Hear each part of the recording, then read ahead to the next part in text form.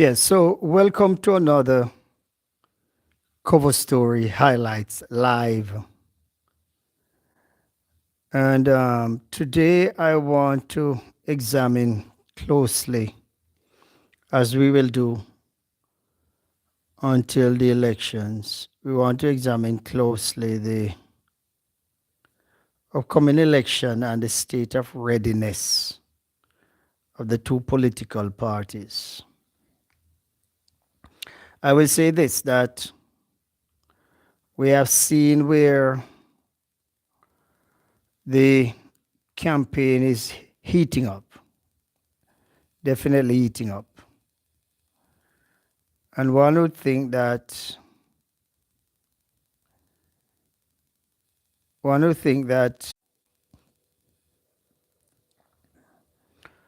yes. So today I want to look at the state of readiness of the two major political parties, given the fact that we are looking at an upcoming general election, and it could be one of the most consequential elections in Jamaica's modern history. And I say this because we are seeing a change of leadership in the PNP. They have brought on Mr. Golding, a man who has no previous experience in leading a major political movement, or even in the representational politics. And I'll say that, I'm still mindful of the fact that he was voted in to Parliament, but he was voted in a constituency that it was tailor-made for a PNP victory. So in terms of the mechanics of campaigning and leading a major party into an electoral victory is something that, and all can agree that Mr. Golding is still in a learning curve as to navigate a successful political campaign. Yes, we have seen his first try at the representational politics, leading a campaign in representational politics in the local government election. And I must add that the PNP did extremely well. Excuse me.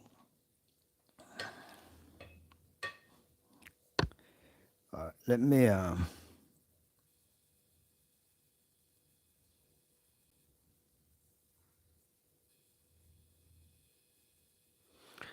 yes, I must add that the PNP did extremely well in that political campaign. But Mr. Golding is not yet tested at the highest level. And I had a discussion with a colleague of mine a couple of nights ago. We were discussing the Jamaica Labour Party, St. Catherine East Central meeting that they had over there.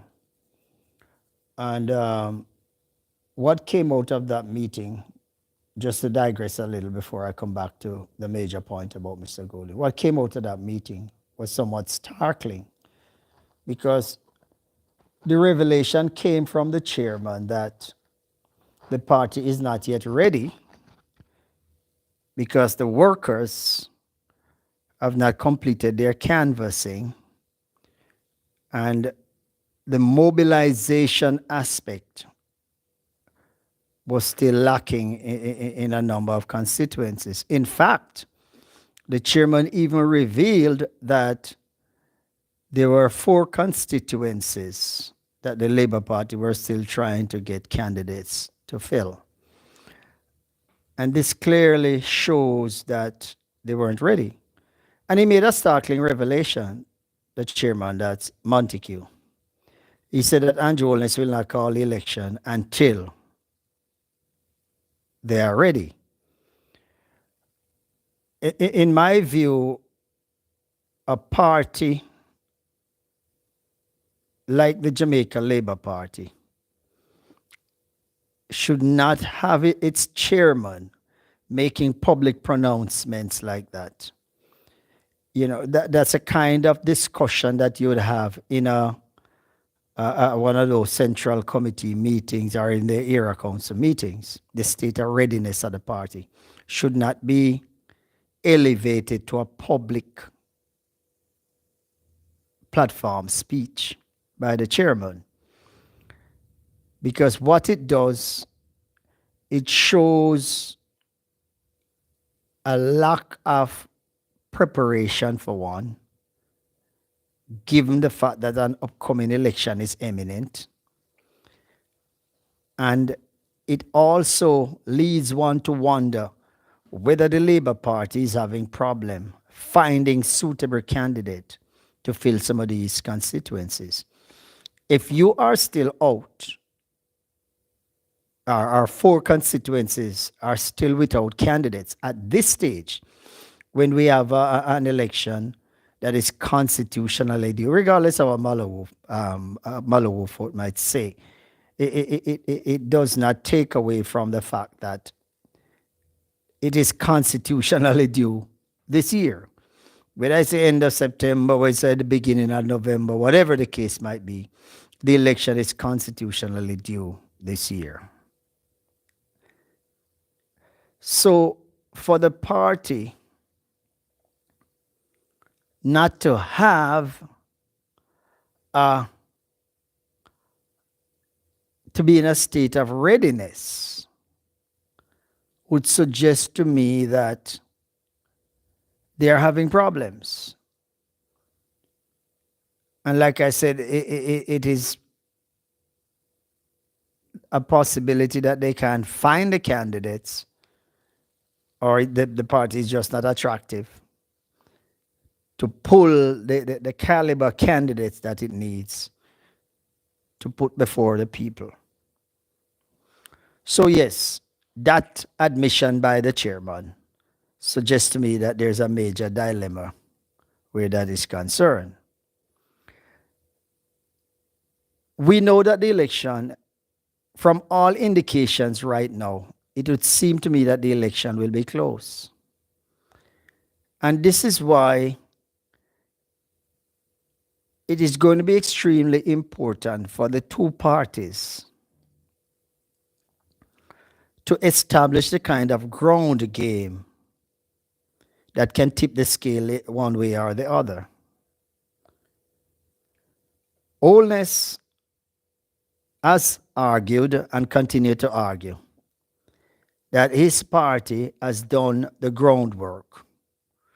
They have emphasized infrastructure, roads, and so on, that they have built. They have emphasized, building hospitals, health centers, and refurbishing some. They are emphasizing the security force and the fact that they have, beef up the security force in a number of areas, technology, manpower, and so on. And they are always a signal that he will be running on these achievements. He's also looking at the social housing project that he has, and in fact, how it can, how it has changed the lives of some beneficiaries. But I am wondering if the Jamaican people is buying into the infrastructural development that the Prime Minister is emphasizing. Because whereas it might be construed that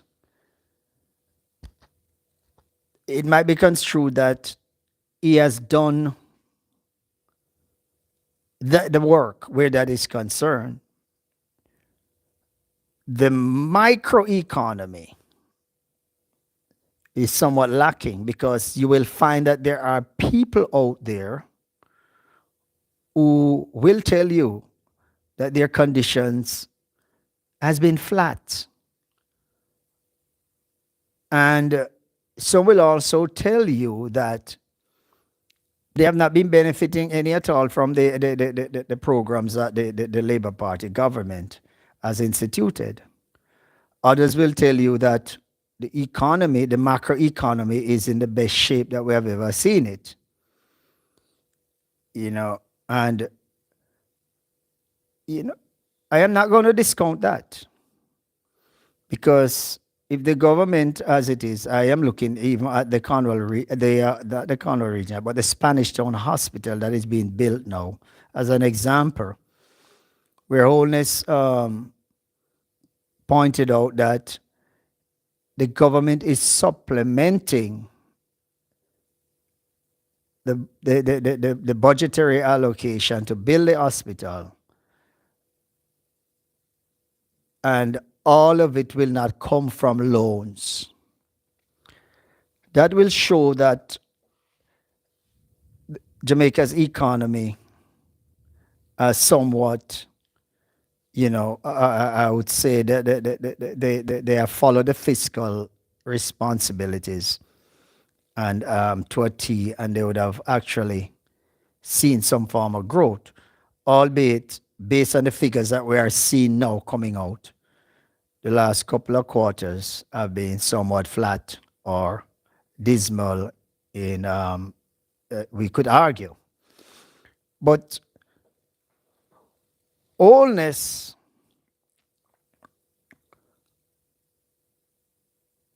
to me will have to come with something more tangible that the working class people, the masses, the poor in this country can really align themselves with.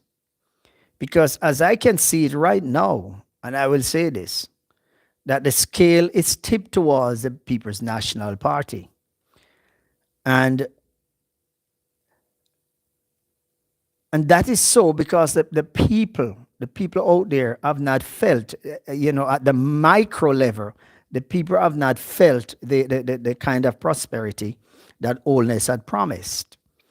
So you'll find that the PNP would have been able to galvanize their base to a great extent. And we saw that in the local government election, where they were able to solidify the base support, which was evident in the popular vote numbers that we saw. And it could also be that there were some independent persons who gravitated towards the PNP in the local government election that increased the popular vote count. So clearly the PNP has done some work on the ground, and they have sold something to the people that they have grabbed onto during the local government election. But the issue is, and the question remains, is Mark Golding able to close the deal when the two sides start campaigning vigorously? Because clearly, yes, we have seen where Holness is out there doing his thing, but one wonder that if when he is ready to turn up the campaign, whether or not we will see Mark Golding caliber in terms of leadership to match the kind of intensity that we know Andrew Holness can bring to the political landscape in terms of campaigning. So yes, it's going to be, from what it is now, it would seem like a close election, one would argue. But again, we have seen where close elections have turned out to be landslides in the past. Yes, we have seen where close elections have turned out to be landslides. And we can, and I looked at 2016 election, the 2016 election. When Portia, I remember covering that election as a journalist.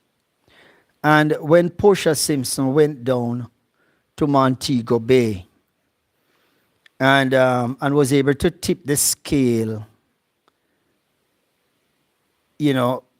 and even get Lloyd B. Smith to come over the line. And there was some other seat, I can't recall him right now, that she was able to tip the scale because of her popularity and the fact of how people saw her. She was a tremendous campaigner. One cannot take that away from Portia Simpson, right? With all due respect to my friend, Mr. Golding, he does not have the political stamina and the kind of charisma that a Portia Simpson had. And she would have been able to tip the scale in a close election because of her popularity and her appeal, her public appeal to the base. It is yet to see how Mark Golding will be able to galvanize that kind of support in a close election to tip the scales, because it takes policies. I remember also I remember also in 2020 she had the election in the bag. Yes, she had the election, the Labour Party. So, sorry, I'm mixing up my day. In 2016, the Labour Party had the elections in the bag. And one would think that, no, the PNP should have won that election. But the Labour Party came with the 1.5, I recalled. And they were able to change the whole complexion of the electorate. And they came with it at a time. This is how, you know that elections can change and not change at the last minute based on policies. They came with that 1.5 at a time when it was close to the election. So the PNP never have the kind of machinery in terms of their surrogates on the ground to counter the 1.5, plan that the Labour Party came with. And it changed the complexion of the election, right? In 2012, we've seen where Portia Simpson's popularity was able to get her over the line, right? And like I said, the Lloyd B. Smith seat was one of them that she saw that there was some weakness in there, and they fly down the night before and use a helicopter and go down there and went into that constituency and was able to pull off a victory for Lloyd B. Smith. In 2016, the Labour Party came at the last minute with the 1.5. And they were able to tip the scale also. So you see, in close elections, whoever come with a policy that the people can gravitate to will have the advantage. So I am saying that in a close election, it's going to be policy, populist policy, that is going to tip the scale. And the PNP better be mindful of that. Yes, the polls might show that the PNP is ahead right now, but because of the margin, the lead that they have, the margin of the lead that they have, any policy that is a populist policy by the JLP can clearly tip the scales. We have seen it before. The Jamaican people will gravitate to any populist policies that are in their interests. We have seen where the 1.5 clearly changed the complexion of the race, right? So, the comrades out there, a lot of them better be aware that an election is not, an election will not be won until the votes are in the ballot box and are counted and declared to be good votes.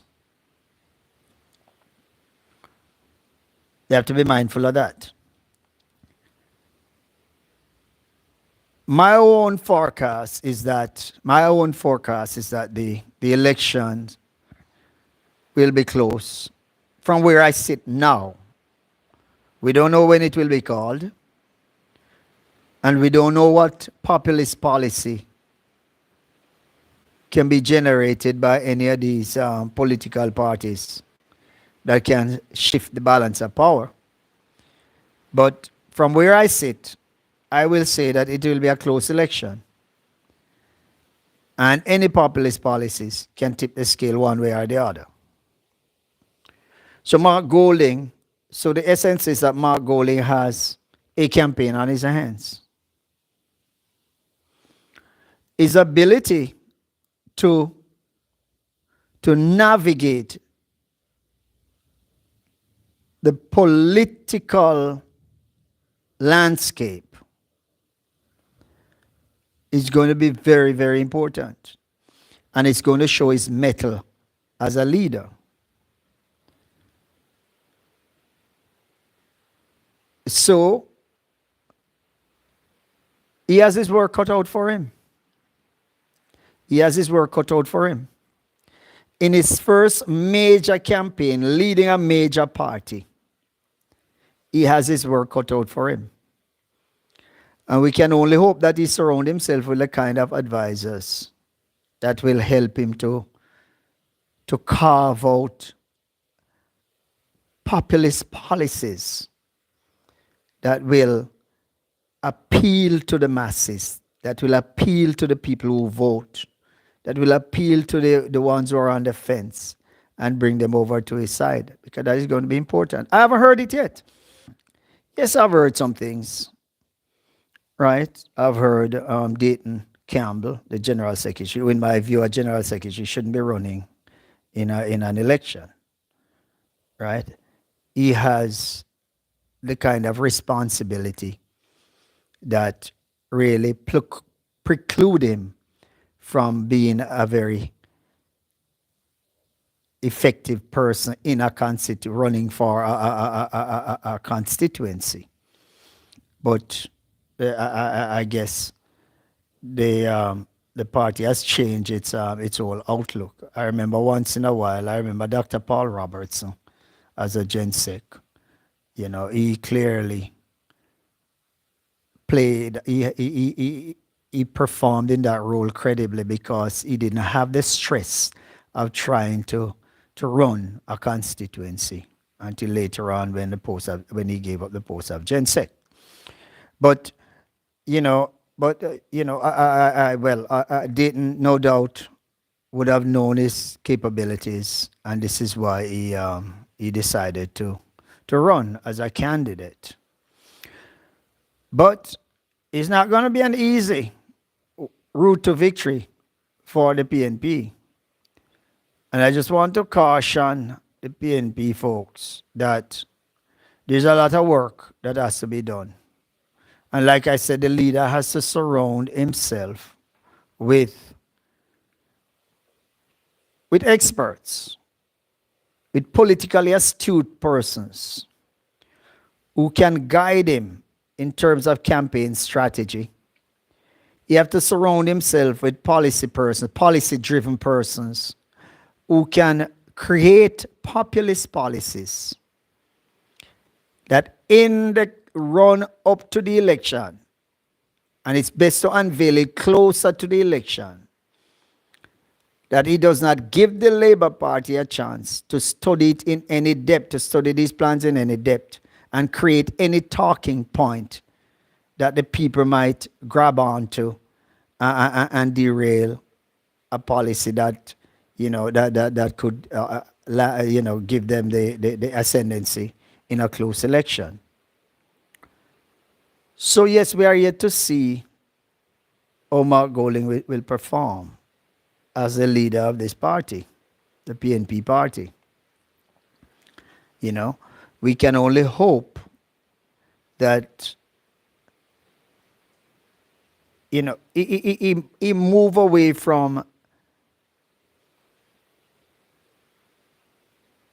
people who will steer him in a direction that is clearly not what can really build a movement, like that people will gravitate to. He has to be careful. And it leads me to the whole idea of bringing back PJ Patterson. And I'll say this, and a lot of comrades out there might disagree with me when they come upon this live. But PJ Patterson has done a disservice to this country in a lot of ways. He did some good things, but he has done a disservice. Because if PJ Patterson was able to stabilize the economy, like what Peter Phillips had started to do, right, that the Labour Party inherited, and taking and now they are taking credit for the fiscal program that was put in place by Peter Phillips.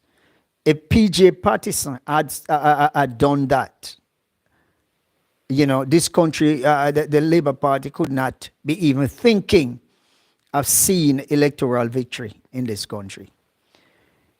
If they had got, if under the PJ Patterson 18 years of governance in this country, they had got it right, bring down inflation, bring down the balance of the debt to GDP. If they were able to bring down all of that to a manageable level, cut out the large-scale borrowing, right? Cut out the large-scale taxation on the Jamaican people. If he were able to do all of that during his tenure, this country would be way, way ahead. But like I said previously, because he deviated from the Michael Manley philosophy, then he ran into problems. And looking back at his reign, we can't identify any significant progress in the Jamaican economy that he would have stewarded during his time. And I'll say this without fear of contradiction. And I'll tell PJ this to him face too. Because he cannot pinpoint any success in the Jamaican economy during his tenure, right, that we can really highlight today. And like I said, it took Peter Phillips to the latter part of Mama P's reign to have stabilized the economy, the Jamaican economy,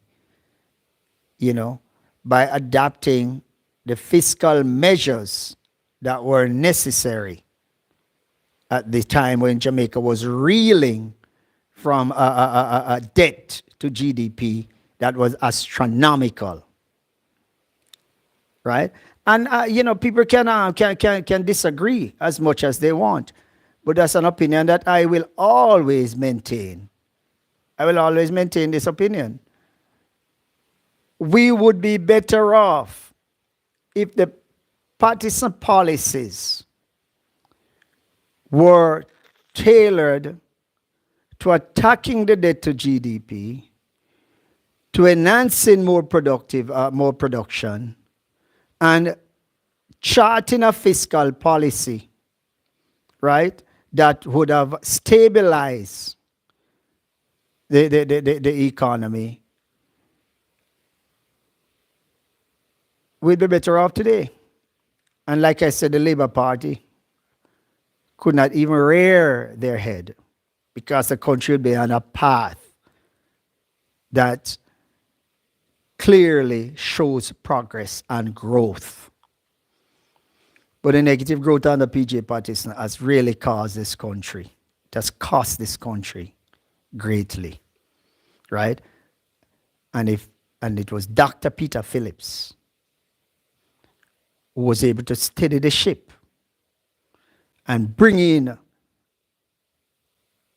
fiscal policies that started to turn Jamaica around. And then the Labour Party come and run with it. And they were able to achieve nothing, right? They inherited something. They inherited something.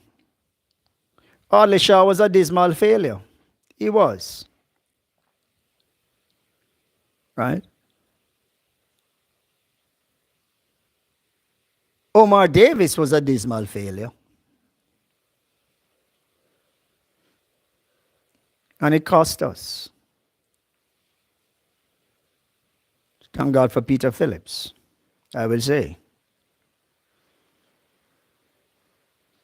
Right? Because he showed us that we could chart a course of fiscal responsibility and change the complexion of Jamaica's economy. Right? So my whole thing is that I only hope that a PNP victory will usher in another period of fiscal responsibility that this country badly needs. We don't want to see the debt to GDP get out of hand again. We don't want to see the productive capacity of this country not harnessed, and we concentrate largely on production. We need to see that level of zeal. The government need to railway, a PNP government need to look closely at the agricultural sector, and they need to come in with innovations that can boost that sector. Right? Because without increasing production, we will find ourselves in a position of low growth or no negative growth. And this will not help the country in moving forward. This is not the time. You see, Jamaica, I saw an article in the Miami Herald, and I don't know how it came about, and who was behind writing that article. But regardless of how it came about, they were praising Jamaica. The writer of that was praising Jamaica and was saying that Jamaica was the superpower of the Caribbean, to use a phrase from the article. And they went on to point out the kind of developments that we are seeing, that is in Jamaica right now, that we are seeing in Jamaica right now, and so on and so forth. Right? It could be better. It could be better. Jamaica is a country that has the capacity to be the pearl of the Caribbean, and should be the pearl of the Caribbean. But we continue to foster policies that does not help to generate growth. And this is what is lacking in this country. Coupled with the wide-scale corruption that we are seeing on the part of some of our politicians. So if all this is boasting about achievements now and transforming an economy, like he said, What if you didn't have persons in his cabinet, right, that are clearly greedy and corrupted? Probably we would be better off. When we take a look at the Cornwall Regional Hospital, right, that for the past umpteen years, they have been trying to refurbish that hospital. And all we can see is the budget climbing, the budget escalating, and we can't see a completion to the Cornwall Regional Hospital. This is not a good look. So, they can say this and say that. And I am not saying, I'm not one Jamaican who is going to say, who is going to be biased and say that there has not been some strides in the health sector. But the gains that they make in the health sector is consumed by the corruption that we can see, especially as it relates to the Cornwall Regional Project. And yes, Mr. Tufton can run around the place and pat himself on the back for, transforming the health sector. And like I said, I am not going to say that there are not some progress in the health sector in Jamaica. I have seen it. I have used the public hospital, the Spanish Town Hospital. I've used their services out there. And I've seen that there are some strides, and I deliberately go out there because I want to measure the progress of our public health sector.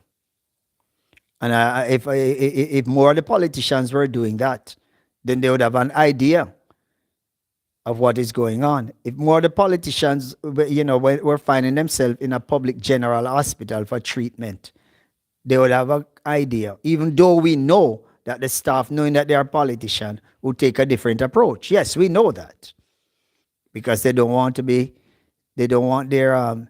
lack of care to be seen, But the negative effect is evident. The Cornwall Regional Hospital should have been completed and handed over to the Jamaican people with full service, with all the money spent down there. And I think that is an indictment on the present government and the Minister of Health. And it should be something that the Jamaican people looked at in a very serious way, right? And register their disapproval in a big way at the polls. I don't believe that Jamaica's money should be taken in by politicians for their own personal use. The people of this country have struggled so hard through thick and thin, right? And some of these government ministers will take our tax money and they will spend it like it belongs to them. And this is where I am in total opposition to any politician who use the fortunes of this country for their personal benefit. It must stop. So yes, I would suggest that if Golding, while touting that he's different and he's transparent, if he could generate a policy that speaks to accountability, a populist policy that speaks to accountability, and convince the Jamaican people that, look, because this is what I am going to put in place, and I'm serious about it. Because they have heard it before. They heard it from Andrew Holness, right? And we have not seen him follow through on that. So if Golding can come with an anti-corruption policy, not only not the ones that can declare their assets, Yes, in a campaign, yes, you have to talk about them. Okay, it's important. But not only talk about them. But tell us, we know we have the Integrity Commission and all that. Tell us how you're going to give them the power to act independently without being interfered with by politicians. If you can carve out a policy of accountability in your administration that is transparent for the people to see, gravitate to, and believe in, then you will have the support of the masses, especially those who are on the fence. Right? Because if you think we can save so much in this country if we can deal with waste and corruption. So, yes, he has to come with a policy. The idea that, and I will just look at the United States, the idea that Trump come with Doge is not a bad idea. It's just that the objective, in my mind, is different from what it was established to do. But the idea of Doge, where you looked at the different the government departments, and you tailored, and you restructured them in such a way to cut waste. Jamaica should be looking at that. We should be looking at the civil service in this country and see how we can minimize duplication.